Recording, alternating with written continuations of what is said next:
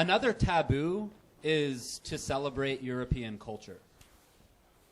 Multiculturalists get pretty unhappy when Europeans start expressing pride in their culture or heritage.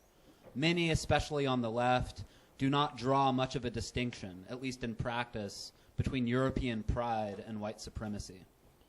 You care about freedom of the individual's freedom to think, to speak, to associate, in short, to act as he sees fit without external compulsion, as long as he doesn't infringe on the similar liberties of others.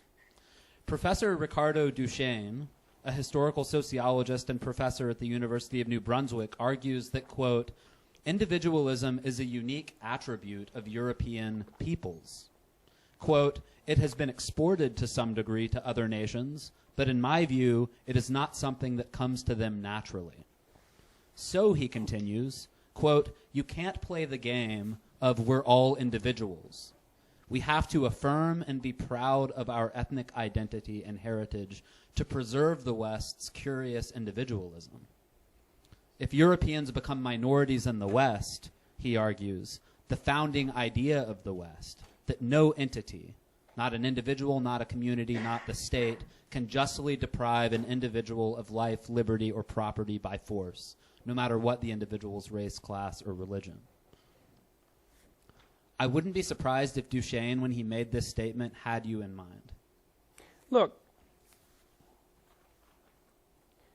the medieval Europeans identified 7 deadly sins for a reason. And one of them was pride.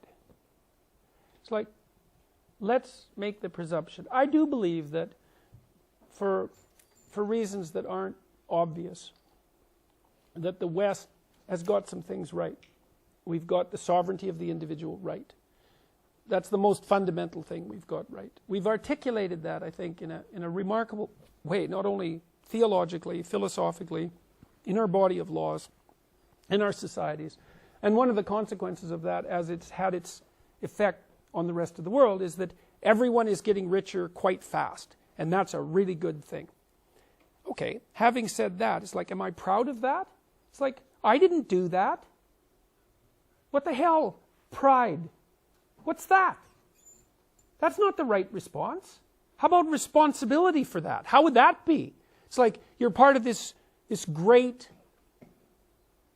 and unlikely set of propositions, this strange set of propositions that says that in some ineffable manner, the poorest person is as valuable as the king. It's like, how the hell did we ever figure that out?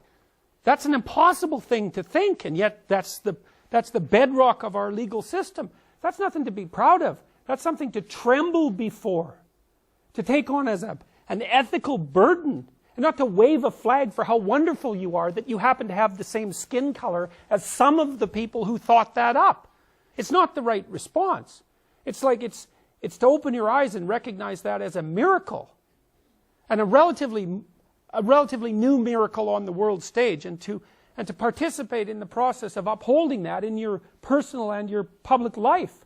That's not pride in European tradition. Like when I go to Europe, and I love going to Europe, and the European cities they're unbelievable masterpieces, which is why they're completely flooded by pilgrims, right? Tourists, pilgrims, who go there to look at the beauty. It's like, I don't feel pride about that. I feel like I have something to live up to. That's not the same thing, man. And so these right-wingers in this, it's like, look what we've done. It's like, no, it's not you that did that. That's something, man. You gotta have your act together before you would dare to say, well, that was me. It's like, yeah, sure it was you. Yeah, right. No, that's hard to stand up and take your place in that kind of historical process, that unlikely, miraculous historical process. Not to just feel ashamed at the way that you're presently constituted in the face of that means that you're deluded, and you're using your great fortune at being a beneficiary of that system. Look at what we've got here, this great peace that we're inhabiting right now. You're using your the unearned gift that's been granted to you as a source of personal pride in your accomplishments due to your skin. It's like, no, not good. Not a good argument. So, and that doesn't mean that, well, there's nothing valuable about European culture. There's plenty about it that's valuable. It's not even so clear to what degree it's European. I mean, it came out of the Middle East, you know. I mean, it's so muddle-headed that you hardly know where to start. So, hopefully that was less than 5 minutes. There we go. Dispensed with the radical right-wingers in 4 minutes.